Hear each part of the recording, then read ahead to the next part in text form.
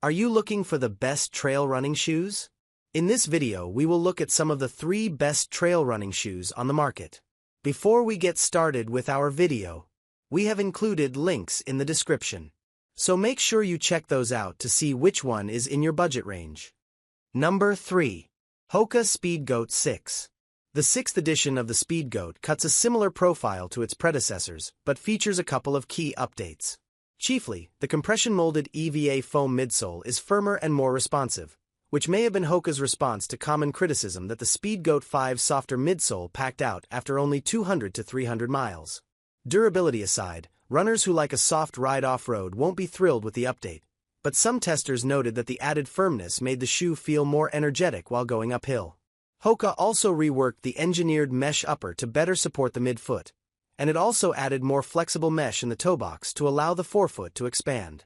While testers loved the midfoot lockdown, some felt the toe box was still on the narrow side. Some testers also felt the tongue was too short and the eyelets too far forward to achieve a lockdown fit at the heel, so keep that in mind if you're someone who typically uses the eyelets closest to the ankle. That said, the same testers felt the shoe was adequately stable on trails. High praise for such a tall trail shoe. And as usual, the Vibram outsole lugs received high praise for their grip and durability across a variety of surfaces. Number 2. Saucony Guide 18.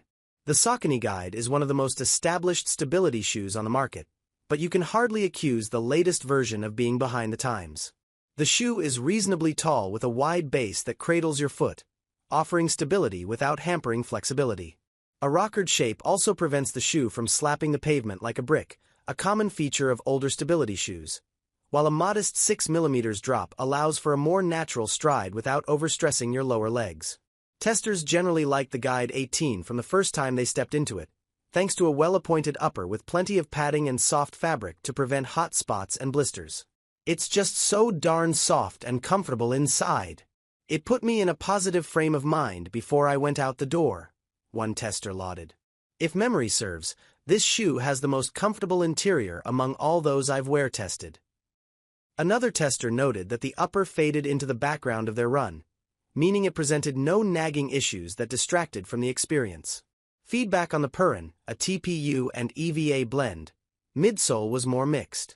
The Guide 18 did an effective job of cushioning impact and stabilizing overpronation, but it also felt a bit unexciting in a world of high-rebound maximalist shoes.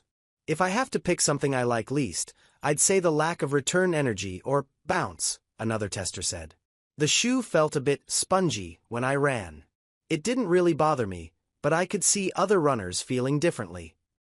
However, the Guide 18 redeemed itself in the traction department, with testers conquering slushy conditions with ease as winter turned to spring in eastern Pennsylvania. Number 1.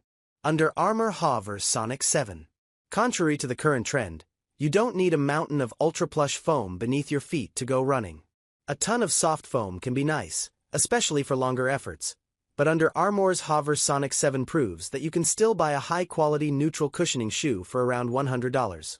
To hit such an anti-inflationary price point, Under Armour kept it simple with the Sonic 7. The midsole is thinner than most road running trainers nowadays and uses the brand's proprietary blend of EVA and OBC, olefin block copolymers, a type of thermoplastic elastomer that adds responsiveness and durability. Our testers felt the cushioning was adequate for everyday efforts, but lacking for longer hauls. However, the relatively thin midsole helped Under Armour keep the shoe's weight down, which opens the Hovr Sonic 7 up to use in speedier efforts. Cushioning was average, said one tester. Nothing great that sticks out, but also no faults either. I felt this shoe would be best for race days or speed work. The shoe's triple-layer jacquard mesh upper kept our testers' feet solidly locked in place, and a lack of gripes about the upper indicates that Under Armour made a shoe that will work for a variety of runners. However, the shoe sank in the traction department, with multiple testers complaining that it slipped on wet roads.